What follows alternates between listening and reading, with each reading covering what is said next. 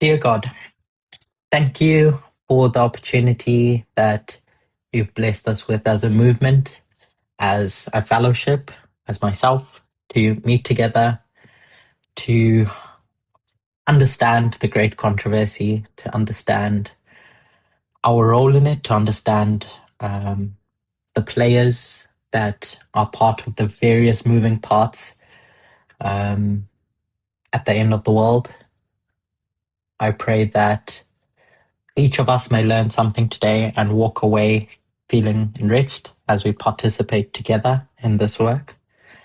I thank you for the privilege that we have of these virtual meetings in this rapidly changing world. I praise you for all the things you do that we see and all the things you do that we don't see. In Jesus' name I pray. Amen. So, seeing as I guess I'm the first one to come round to Australia, through Australia, one thing that I personally am trying to do with the various meetings that are done across the movement this time round, as opposed to last year, is to try and make this less of a presentation and me just talking and more of a dialogue to see where each of us are. And I appreciate that it can be intimidating to push back when someone comes with their perspective of something, to push back if you don't see something a certain way. But I would hope that us as a movement have created a space that's open enough for you to feel comfortable sharing your thoughts. When I say something that of how I see stuff, I welcome you to press me on that. Why I think it's a certain way, and we can have that kind of discussion because I think that's the best way to learn.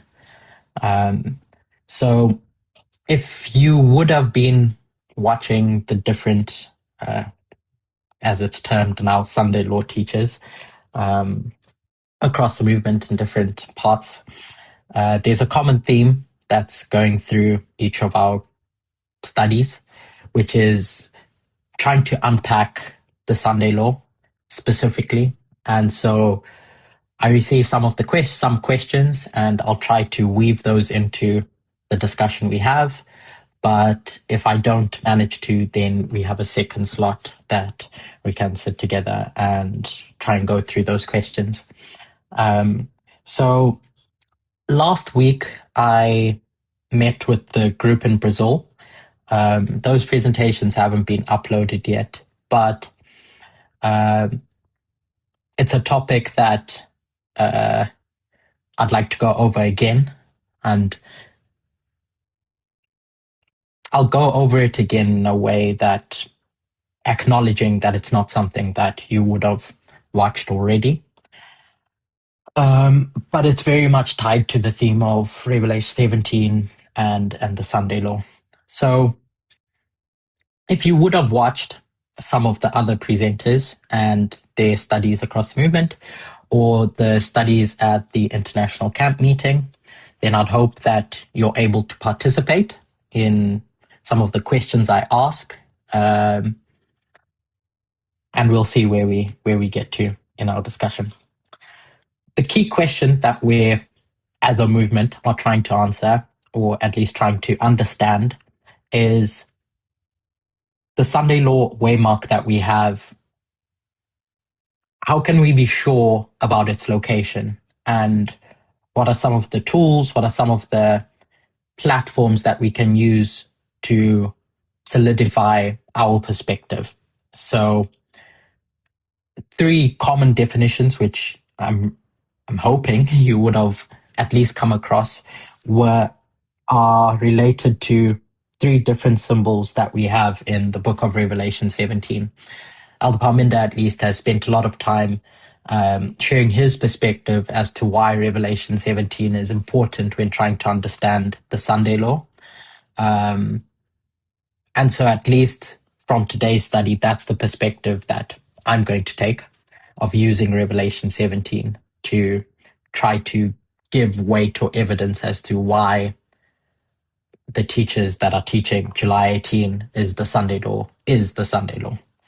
So the three symbols that we have in that chapter are a woman, a head, and a beast. I won't take it for granted that we are familiar with what those symbols mean. So I'll ask if we were to define the woman just as a symbol, does anyone have a working definition of what that woman is? So not application. So I'm not looking for how you take that symbol and then apply it to a particular dispensation, but that symbol and at its root, at its core, what it is. So if I would say a car, I'd say it's something that's used as a mode of transport, etc. So breaking down these three things into their core components.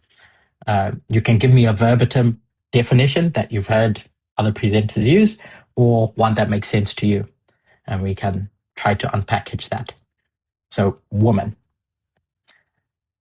in Revelation 17 specifically. Yeah, feel free to just shout out, by the way. Yeah, okay. I was going to say entity with an ideology or an idea. Thank you. Who was that? Sorry, just say your name when you do shout out. Lynn, sorry, I apologize. Okay. No, don't apologize.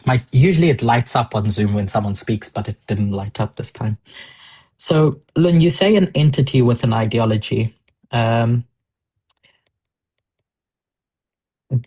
How do you know that it has an ideology? Let's start with that last bit. Where do we get that idea from that we feel, or that you feel it's important to highlight that it has a specific ideology? I don't know that I can explain it as I should, but I guess because of what that entity is doing, like what's motivating that entity. So there's a purpose. They have a reason for, like, they're doing something for a purpose, basically. So that denotes. Do you want to elaborate reason, on that ideology? On that purpose, reason, motive? Mm-hmm. In the context of Revelation 17 specifically, I would say it's to influence or control. Okay. Any specific demographic or just anyone and everyone? Well, if we're looking at the seventh kingdom, I guess. Not specific to a kingdom, just generically in the chapter. I would say as much as possible. In other words, to start with, they're looking at, I think of it as like national and then worldwide. So initially they're looking to, they'd love to control the whole world, basically. That's their whole idea, I think. And so they start with the United States. So they start with controlling whatever they can control.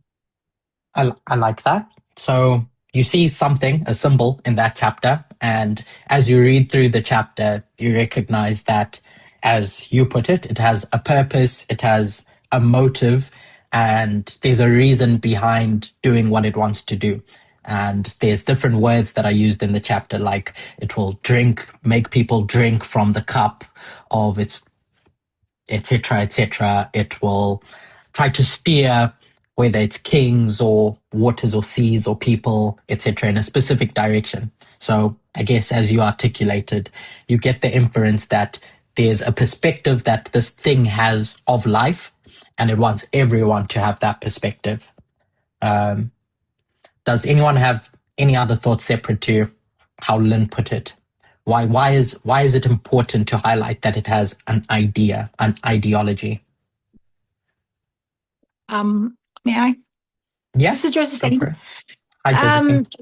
Yeah, control is, to have control over something, you got to have power. This woman, to begin with, hasn't got power, but what it wants to do, it has ideas. it has a mindset that it wants to control, it wants to adopt the power to, or the entity that has the power to adopt its ideas or its thoughts. Okay. So that Thank you, Josephine. So Josephine brought up something important in the chapter, that it has ideas about how it thinks the world should operate. These are things that you would just read from the chapter. You wouldn't have to infer or bring pre-existing knowledge of. It's just part of the story that you read. But Josephine highlighted the fact that it doesn't have power of its own. So we'll get to that in a moment. But now, when Lynn defined the woman, she said that it's an entity with an ideology. So I hope we're all comfortable with the fact that this ideology is important to highlight, because we could just say it's an entity, but emphasizing the fact that its ideas is what makes it unique. So now, entity. Why? I'll go to someone else other than Lynn, if you agree with Lynn's definition. Why entity? Why point out that it's an entity? Why not a church or an institution? Why did she specifically use the word entity?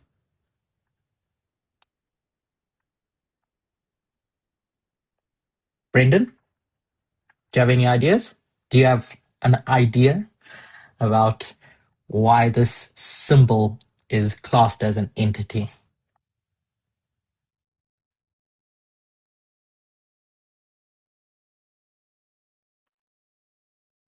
My brain has gone blank. Sorry, Curtis.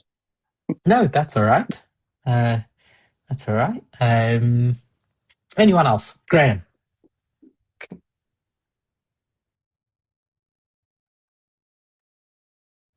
Why couldn't we just say, as we have in Adventism, this is a church, a woman's a church. It's definitely a church.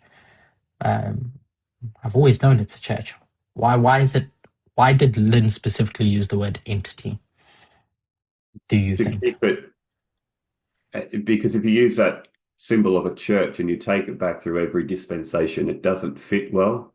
And so you're using a broad definition of something so that it will fit into each dispensation. Is that what you're looking for? Yeah, thanks. So we know it's something. So the dictionary definition of entity in basic terms is just something. It's a thing that has purpose, that has motive, that has ambitions, etc. And at least when defining something generically, a symbol, it's good to start off from the root and then build up. And so Graham's pointed out that if we're going to use this symbol across dispensations, we need a definition that is applicable across time and not something that restrains us in a specific period of time. So hypothetically, even if it was a church in every single dispensation, that still doesn't define the symbol. It ends up just being an application of the symbol. So very much what Graham said, just with an asterisk on top, that even if it was a church across dispensations, we're still looking for, if we were to open, we'll say, the movement's dictionary of symbols, we'd need something at its core level. Is everyone comfortable? Yeah. Hello. Sorry, was somebody else speaking? I'll let Kat speak. Yeah. I think that's Deborah. Yes. I wasn't sure if someone else spoke just at that time. There was, but I think they said you can go first. Okay. Look, I was just thinking on the lines of what Graham said about a dispensational aspect to it, that where we've made a shift now is still on a generic term, is the way I see it now is that it's a culture. It's a way of believing, a way of understanding how the world should look through its own lens. So, Deborah, when you use the term culture, you define culture as wanting to have the world or see the world how they see it. So, in your mind, is that synonymous with ideas?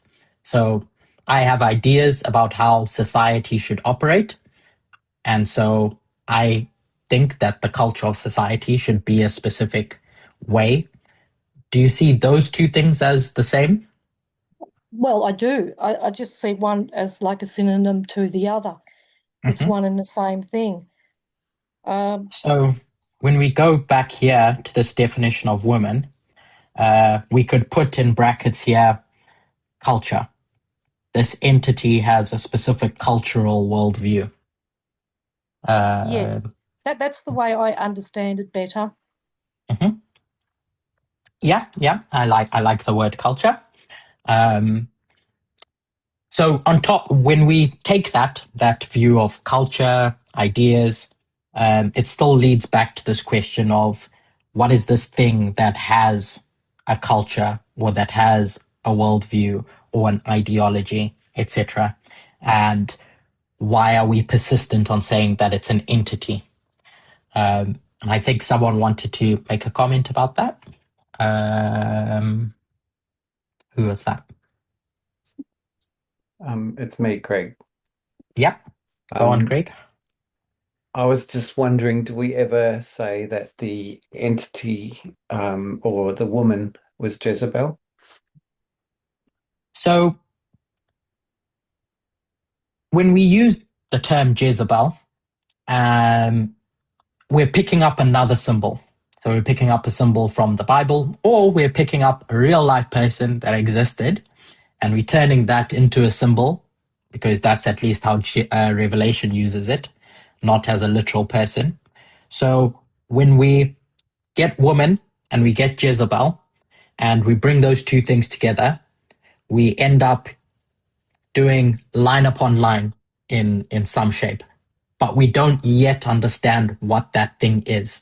So saying the woman is Jezebel, as true as it is, if we want to take a step further than that, we're stuck because we don't know what Jezebel is. So we're trying to define the root of Jezebel or the woman, etc. So in answer to your question, a straightforward answer to your question is yes, we can do that, but we're trying to find a definition that's generic enough that will help us beyond knowing that it's just Jezebel, if that makes sense. Does that make sense, Greg? Totally, because Jezebel had an ideology, didn't she? Yeah, She had exactly. a motive. Yeah, Jezebel had a motive, an ideology, but at least while trying to keep it broad enough, we don't want it to yet go to other stories. We want to try and understand this story in and of itself before bringing other ones. Because if we trip up on the first story, there's nothing to say that we'll understand the second symbol well enough. Lynn, did you want to say something? I just wanted to say a comment regarding why this entity is maybe an individual as opposed to a church or an organisation. The thought that I had is if you've got a church or an organisation, there's already an element of power that exists because there's no reason for an organisation to exist unless it has some sort of power. It may not be much, but there's already power there. This entity doesn't have power, wants to basically form a bigger thing so that it can actually get that power that they want. And in order to do that, that's where the rest of Revelation 17 comes in. So that was just my thoughts about why it's an entity and not a church or an organisation. So we'll come back to that comment because I think it's interesting in the context of Revelation 17 when we start defining the head. So let's define the head now. I think it was Josephine that mentioned that this woman doesn't have power. Does it not have any power, or is there a specific power that this entity doesn't have. So let's define a head, and then we'll see how that fits into Can I that. Yeah, please, Curtis, yeah. say that that entity could either be concrete or abstract? Isn't that right? What do you mean Concrete, by like that? I don't understand. concrete is like you have a church. You know, you have the Okay. buildings, you have the and you have people. But an abstract idea, it's just an idea, but no, nothing to be able to be pointed out that this is the entity. Oh, that's So, just my thoughts. no, thank you for sharing them, because it comes back to why this definition, I'll just say, is the definition. Because we started off by saying that when we read Revelation 17, there's a clear thread of this abstract thing, ideas, being important to the chapter. The culture that this thing wants to impose, the ideas that this thing wants to spread. So you use the word abstract. So it has no vessel. Ideas just exist. But those ideas need, what you pointed out, a vessel in order to have a home. And that's why the term entity becomes important, because ideas can't do anything in and of themselves. They just float about in the air. So they need this vessel to be able to make action. And so entity exists. So when we start talking about what this entity is or could be, one thing that I guess we're trying to pull out from this discussion is that this woman is not just ideas. It is something. It's an entity. It's something that exists and that has agency, that can house these ideas and send them somewhere, be influenced, etc., etc. And hopefully that will become clearer when we start seeing this head and this beast.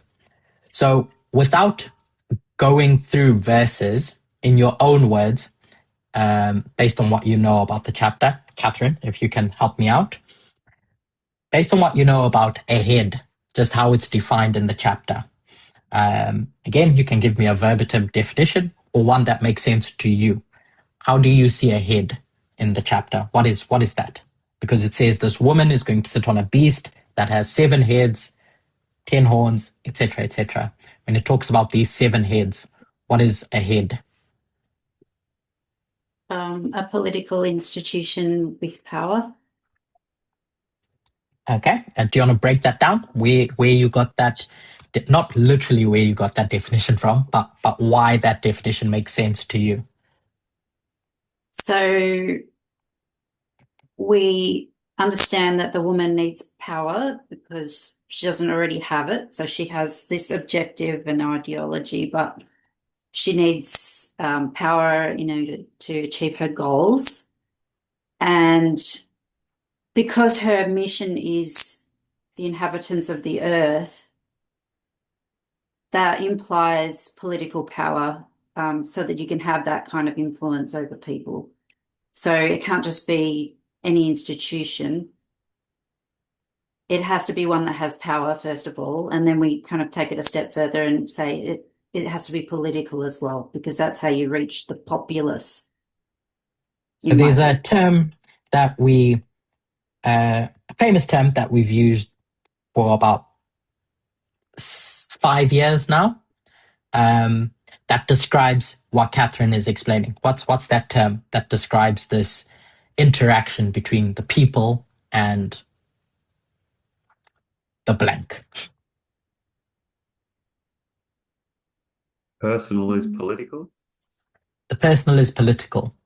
So the key takeaway from that phrase is that personal experiences are shaped by politics. That's what molds people's lives. It's politics. So at the beginning, I asked, what power in particular is this entity with an ideology looking for? And Catherine pointed out that it's looking for political power because it wants to influence people. And the way to influence people is through the political machinery that it oversees.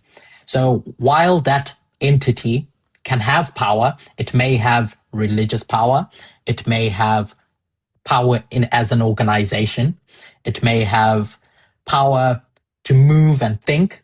There's specific power that it does not have, which is political power. And that's the only way you're going to make people do what you want, is through politics, because the personal is political. So coming back to the definition that Catherine highlighted, pointing out that this head or this thing that the woman is going to use is a political institution becomes important because, one, it has power, and the specific power it has is political. I'll come back to you, Catherine, if no one else wants to give their input. Why institution? Why not political, something else, political entity? Why was Catherine particular in using the word institution when saying this is the thing that the woman is looking for? Why couldn't we just say a political entity with power? It needs a legal process to go through. It wants to do it correctly so that it can't just be kicked out of power. So to you, Graham, we'll build on that. What's an institution? In your simple definition, what an institution is? A set of laws, norms, rules.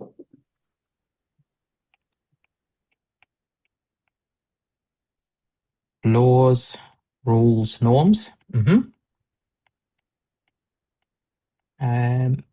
So there's various ways of defining institution. That's one way. Is there another one that comes to mind? This isn't wrong, by the way. It's correct. I'm just adding layers onto it. Is it a body that has control? Do you want to elaborate on that? Like control over what? What's a body? Etc. Exactly. A body is a group, as Graham said, with laws and rules and norms, but it has control over whatever it is controlling, whether it be Boy Scouts or a work organization or a political organization. It has control over a group.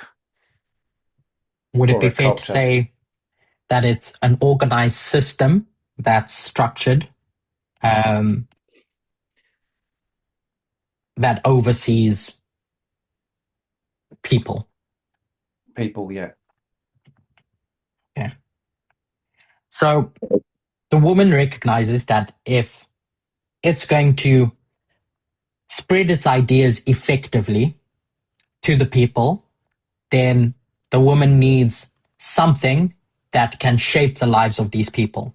And the way to do that is to find something that is political and that is institutional. So it has structure, it has order, and I like the way Graham phrased it as it's going to do so in a way that is legal.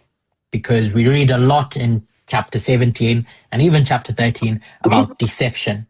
So it's not going to do this illegally. Instead, it's going to use the system that exists to influence said people. Does that make sense to everyone? Why it's a political institution with power? Yeah, Curtis, can I? Yeah, go on. The way the way I see it, it can't be an entity because an entity can be defined as a person. It can be defined as, whereas in my mind, it has to be institution because if I use, say, Barack Obama as an example, Barack Obama doesn't have power over people until he sits on that institution. So it can't be an entity because Obama's an entity, and he can't really do anything until he's sitting on that institution. That's the institution of what Graham said, norms, rules. It's a seat of power. That's how I see it. I'm smiling because you, in your sentence, you took a person, Barack Obama, and you separated Barack Obama, the person, from Barack Obama, the president.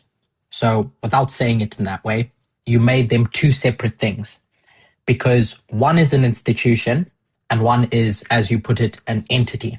So when we look for these definitions, we're looking for something that's specific enough where we're going to learn something, but vague enough that, going back to Graham's earlier point, it's applicable across time. So where we can, we try to be specific, and where we can't be specific, we leave it a bit vague. But in this particular case, Brendan's made a point that when Barack Obama runs for president, he's going to run for president as a person. And when Barack Obama sits in that chair, when he writes on that piece of paper, President Barack Obama, it's no longer Barack Obama. It's the president, the institution Barack Obama, or the institution of the presidency. So we'll come to that a bit later, but it's a really important distinction of knowing the difference between the institution and the person that sits and uses that institution. Does that point ring clear in people's minds and ears? Yes. Of why he separated the two? Mm-hmm.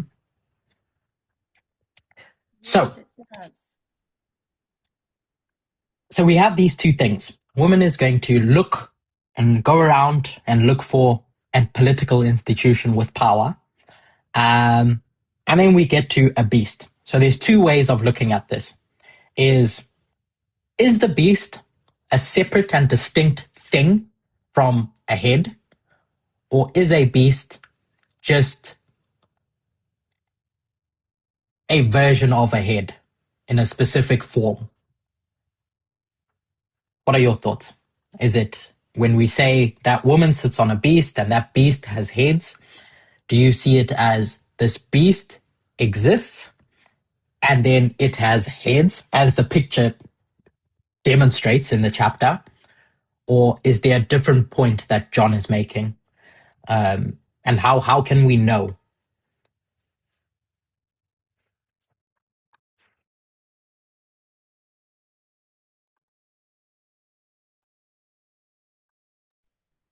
A head can represent a whole animal. A head can represent a whole animal. Interesting. Well, I like that phrasing. Mm-hmm. So how one could look at it is that you have this body, which is the beast, and then you have this head. But Josephine's pointed out that actually, when people go hunting and they kill this deer or this animal and they get the head and they stick it on the wall, that head becomes symbolic of something else. It becomes symbolic of the whole animal that person hunted. So at least when we're looking at these symbols, it can be easy to see them as separate things, the body and the head, as two different symbols. But the point Josephine is making is that actually John is seeing something of a repeat and enlarge when you look at this body called a beast and this head that's called something else. So going to beast now, at least how I view it, is that I've found it difficult to find a different way of explaining this. So if the following explanation doesn't make sense, I apologize. We can help each other. Of using Revelation 17, and that, we'll call it riddle, that John is presented with, of in verse, I said we won't go to verses, but we'll do it this one time. Verses 8. So Revelation 17, verse 8.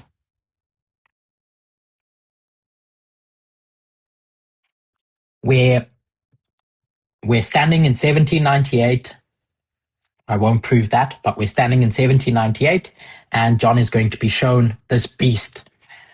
And this whole description is given of the woman, the beasts, the colors that are presented, etc. But we're standing here, and does anyone want to help me read out what John sees, or what's shown to John? James, I saw you flicking through your Bible. So do you want to walk me through that riddle? What point is being shown to John? if you can remember off the back of your head, or we can walk through it together. Let me know once you get there. I'll help that there's 3 different points in time that are presented to John: the past, the present, and the future.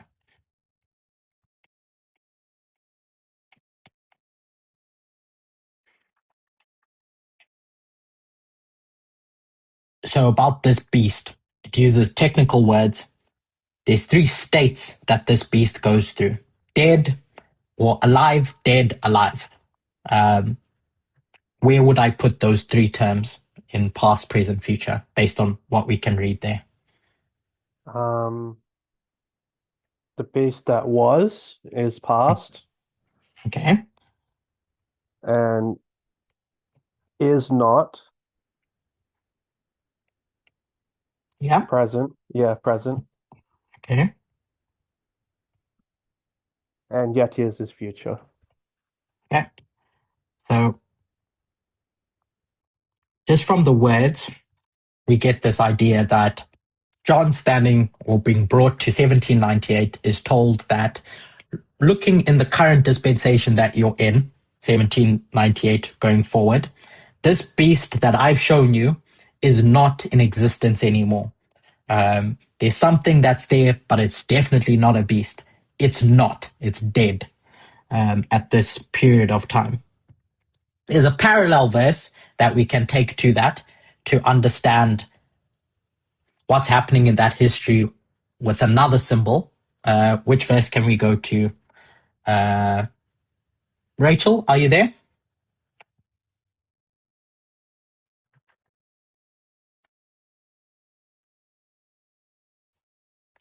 Or if not Rachel, anyone can shout out. What parallel verse are we given that talks about kings now?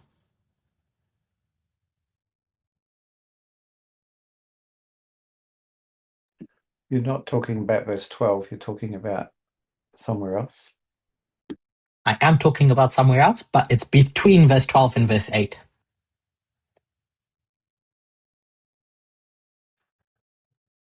Verse 10. Okay, so whoever said that, do you want to walk us through, in the same way James did, what verse 10 is telling us? Give us a hint again. We're in 1798.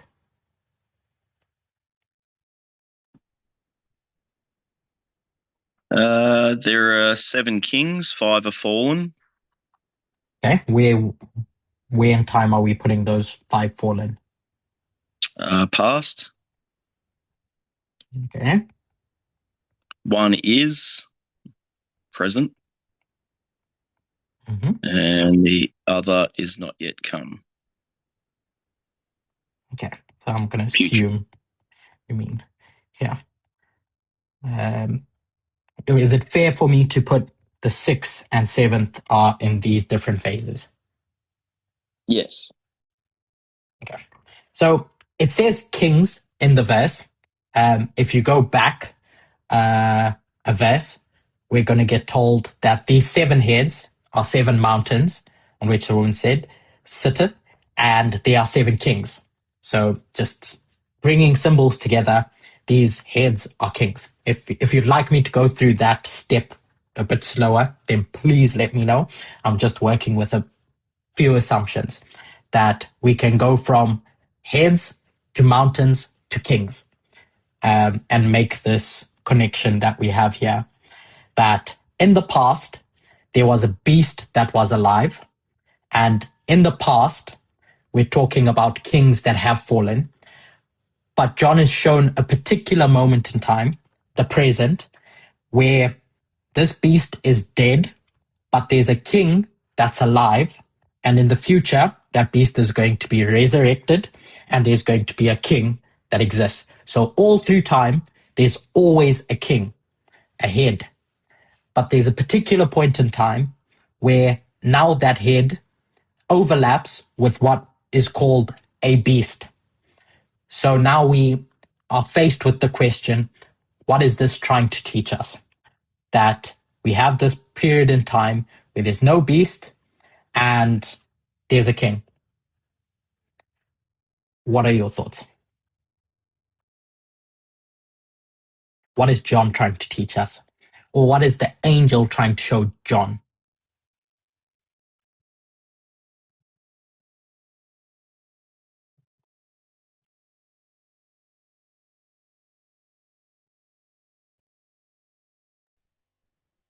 There's something very unique about the 6th phase there, for starters. Mm-hmm. What's that It uniqueness? doesn't meet the definition of a beast. Okay. In that phase. So this 6th phase, for whatever reason, doesn't meet the definition of this beast that John keeps seeing over and over again. Do you have any thoughts, Catherine? What would meet that definition? What would make that definition true? When the woman is controlling it. This woman is going around looking for a head, and once it sees that head and manages to control it, it's now going to be called a beast. And this brings us to the introductory thoughts of the chapter. This fornication. Woman meets head. Head becomes beast. Curtis, can I just add that Yeah. the word beast, just a dictionary definition, you can find as an animal under the control of a human, and you can substitute human for entity. Thanks for that. Control of entity. Now, this is where things start to get a bit tricky because, forgive me, I can't remember the specific person who made this comment. Someone made the comment that a head becomes representative of an animal, of that thing as well. So that head, as much as it says head, we know is an animal based on the term that at least Elder Parminder used in the past. Some scientific term is synecdoche, that this part of the animal is going to be used to represent the whole animal, so the head. So yes, the dictionary definition is animal under control of an entity, but so is head. And I like the fact that you brought that up because that takes us into the next section of our study, which is understanding this fornication that's happening, that John gets pointed to at the beginning of the chapter. So I'll take a quick pause and ask, does everything make sense so far? Where we've got to. We've defined 3 things. One, a bit vaguely, which is how does this beast become a beast? We'll get to that. But at least our key definitions, because anything that we do year after is make or break based on how we understand these symbols at their root. Are we all on the same page? Very clear. Okay. Fantastic. So, Curtis? Yeah. Hi, this is Marie here. Hi, I Marie. just that there where it says woman meets beast, that phrase. I'm sorry, I just didn't quite get that little bit. Could you just repeat that, please? Sure. So the question I asked was, in this 6th dispensation, John is presented with, I'll say, a riddle. The fact that in 1798, moving forward, we'll call it the present dispensation, this beast is dead. But there's a king that's alive, or a head that's alive, the 6th head, the 6th king, the 6th kingdom, however you're going to phrase it. And so what is the angel trying to make John aware of? And Catherine said the fact that there's something unique about the sixth one. And the unique thing, she pointed out, is that it's not a beast. So that kingdom is not whatever a beast is, it's not that. It's just a kingdom. So I asked her to elaborate a bit more about, okay, what makes it a beast? If it's not a beast, these other ones, these 5 fallen, or the one that yet is, what would make them beasts? And so she said it without proving it, which I hope I'm going to ask her to prove going forward, is what is the thing that makes it a beast? And she said, when that woman goes around looking for a political institution with power and manages to persuade it to join its ranks, so it meets that head, the political institution with power, and converts it, it becomes a beast. So that political institution with power that we defined over here, when it adopts the ideology of the woman, it's going to become a beast. So now the question is, where do we see that in the chapter? What part of the chapter leads us in that direction to think that way? That's in fact what's happening, this conversion of a head into a beast. Does that clear things up slightly? Yes, thank you. Appreciate that. Awesome. So then my follow-up question was, what story in the chapter points us in this direction? And I preluded my thoughts with verses 2. So let's go to the top of the chapter to understand this interaction between the kings and this woman. Revelation 17, verse 2. Altapaminda was in Australia at the beginning of this year, January, I think. And, well, I think it was in Australia. He went through a discussion with you all, hoping that you were all part of that discussion, about where in history we are when talking about this woman and these kings and etc. Can anyone remind me of what's the specific context around the kings that commit fornication and this woman and etc.? At least at the introductory thoughts of this chapter. Where are we in history?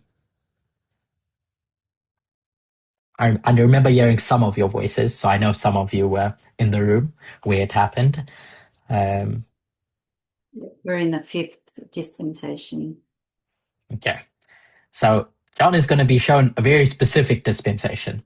So whatever we do year after, we need to be careful about what inferences we make.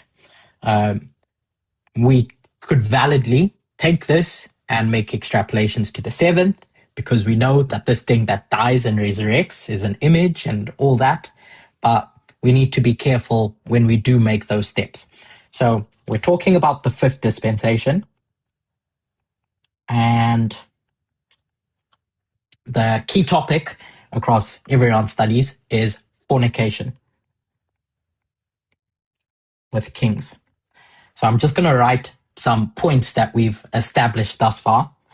Is that head equals kings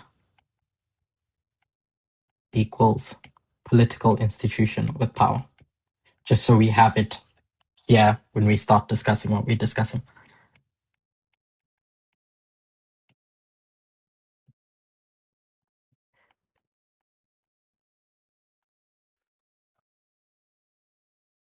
So I'm going to go through a bit of my thoughts now. And if it goes too fast, please stop me. Please stop me and ask questions about what's going on with these kings. Please, could I ask Graham to give me a time check when we have 15 minutes left? Yeah. So we have these kings of the earth who commit fornication. So they go from a state of there's 2 particular states that they're in. If we say this is where fornication is marked. We're not giving a way mark to that. What do we know they were doing before fornication? So I'm not asking anything about marriage or adultery or anything. Just what kind of state were they in before fornication and after fornication? Just by knowing the fact that they've done something illegal at this point. An illegal act. Paul will talk about two different worlds that a person is in. They go from one world to another world when they sin. So this is the marker for sin. What can we say this fifth kingdom, this fifth king is in? What state are they in pre-fornication? Without looking lawless? Further. Greg, Was sorry, that Greg? lawless. Greg? Yeah. Lawless. So just by using the word fornication, how do you get lawless? Walk me through where you get lawless from. Okay, well, if they're both in a situation where they, one has power, the head, the king, has power and is working within their political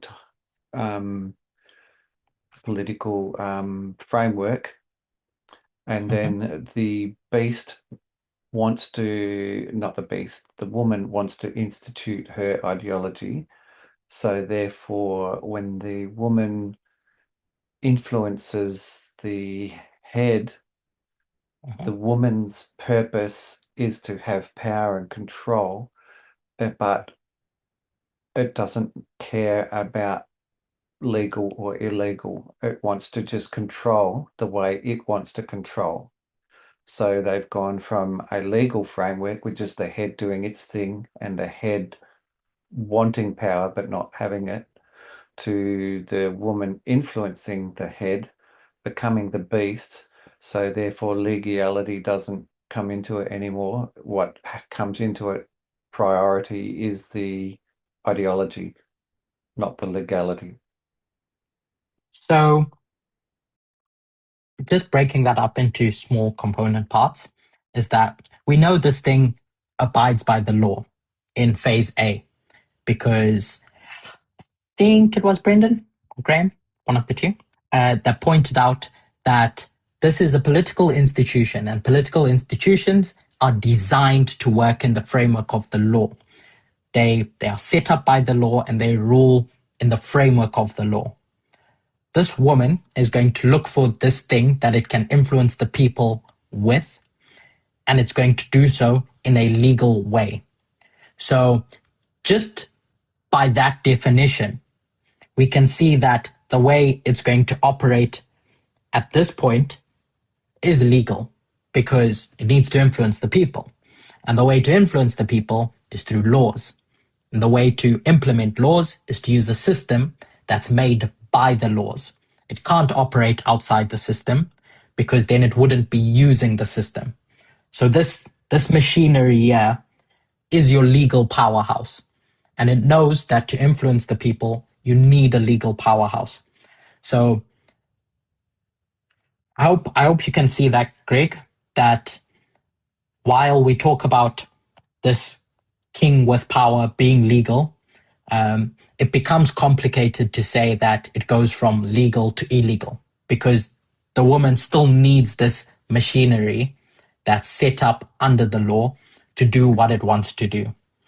So I'm not denying anything about whether the woman's actions are illegal or legal, whatever the case may be. It's more so this inherent thing. What change does it go through? Not the woman, the head. So this marker, fornication, what can we infer just by saying it's fornication? It allows the woman's ideology to influence its rules and power. Going back to what we were talking about before, using that terminology. Cool. So now it has the ideas of the woman, and the fact that it's entertaining the ideas of the woman, the angel's going to point out that's fornication. So what I was looking for along those lines is that if now it's fornication, if now this king is doing something bad that it shouldn't be doing, it means that that king inherently was doing something good before. So it existed in a phase where it was good, or else it wouldn't be called fornication. It wouldn't be called a sin. You don't sin and then it be called a sin and you be called sin. For it to be a sin means you were in a state of good and then you become bad thereafter. Paul will talk about the two worlds in reverse of you going from sin into righteousness. But when you do sin, this is the opposite, going from a state of goodness into sin. And just thinking of how these kings are set up and what their job function is to serve the people. So the people come together and they're going to decide, let's create something that's going to help us organize a society. And when they do that, it has an agenda that is good. Brendan, you wanted to say something? Can I ask a clarifying question? Go for it. I was just listening to your discussion with Greg. So I'm just trying to understand the distinction. I want to tell me if this is how you see it. So you've got the institution that's going through history, which has all these rules and norms, which is legal. So the only thing that's illegal is the relationship that shouldn't happen because it's bad. But even when that bad relationship happens, those institutions are still legal. Those institutions are still institutions. So they're still doing legal things, even once the bad woman is controlling it. Do you understand what I'm saying? Is that a statement or a question? I'm asking, is that I'm trying, because there's a distinction here between illegal and legal. I think the distinction is we've just got it. The only illegal thing we're seeing here is that relationship that shouldn't happen. But the institution, all through history, whether it's no matter where it is still behaving legally. It's just the relationship. It's just now being used as a weapon for bad, not good. So by legal means. Is that the distinction you're seeing? So I guess we have to be clear about what we're talking about, what point we're making. So I'm particularly talking about the relationship. So this system, this institution that exists, whatever relationship it is in, pre-fornication, we know has to be good just based on the fact that it's called an illegal relationship going forward. So prior to that, it must have been doing something good with whoever it's doing that good thing with, or else it wouldn't be called fornication. That's the point that I'm making. And then going forward, the relationship that it's in is a relationship that it's not supposed to be in, because by its law, by its creation, it was never meant to be in a relationship with something like that, the entity with that specific ideology. It was never set up to rule like that. So that's not a question of its behavior, of whether it now is going to be used for illegal activities going forward or not. My comment about this transition between good and bad is specifically about that system and the relationship that it has with its, we'll call it, rider. Does that make sense, Graham? I think we're saying the same thing. Essentially, the illegal part is about the relationship, not about its actions, because in my mind, the good woman was, that was a good relationship and it carried out actions legally. Then you come to the bad relationship and it still carried out actions legally. But it's the bad, what I guess so. This is the distinction. And I think we're saying the same thing. Thank you.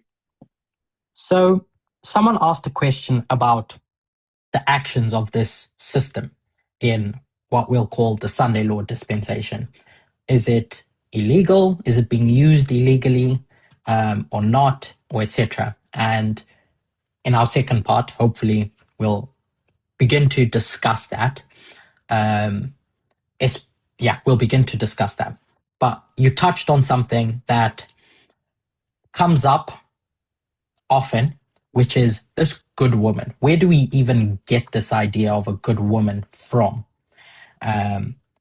So I wanted to prelude that discussion with just seeing this dynamic of these kings that go from just existing and carrying out their job function, which is to serve the people in this period, and then they commit fornication with this entity that comes along and influences them to adopt their ideology. And now it's, we'll say, living in sin in this time period. Phase B, it's living in sin. So what I'm hoping our discussion after the break will make clearer, at least for me and anyone else, is what's happening here. With this, remember, we're talking about the fifth kingdom. And if we can see it with the fifth kingdom, and we can see it with another kingdom, then we can infer it to all seven. And it's this concept of a good woman. Where do we even get it from? Because we can't just make up things from thin air. Does anyone have any questions thus far before we switch gears and go on to a different topic? I just wanted to set the foundations at the beginning about this woman, this head, and this beast. I have, please. Yeah, go ahead, Josephine. And slightly off a tangent maybe, when you have the good and the bad, it is so definitive, but in between there has to be some gray area.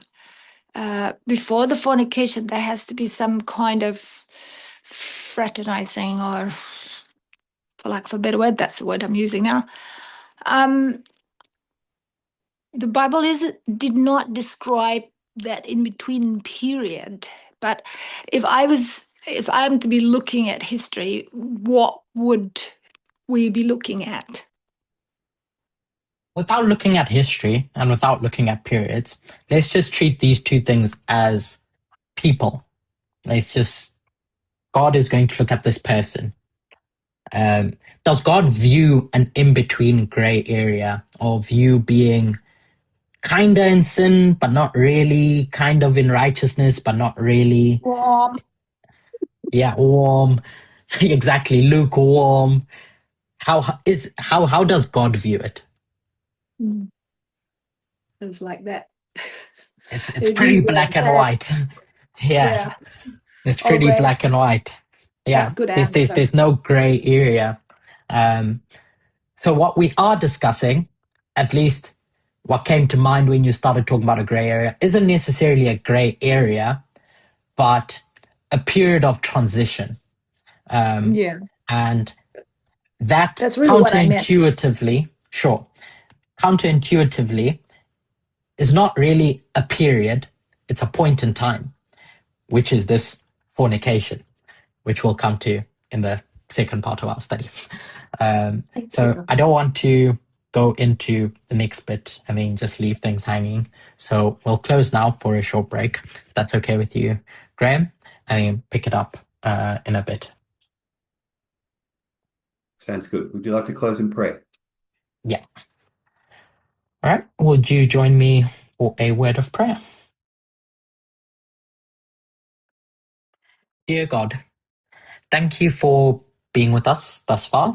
I appreciate that we're walking through things slowly, but at least personally, I find it important to nail down fundamentals before doing anything after the fact. And so I pray that maybe each and every one of us, where things have clicked, that we may have the patience for everyone as we walk together. In Jesus' name I pray. Amen.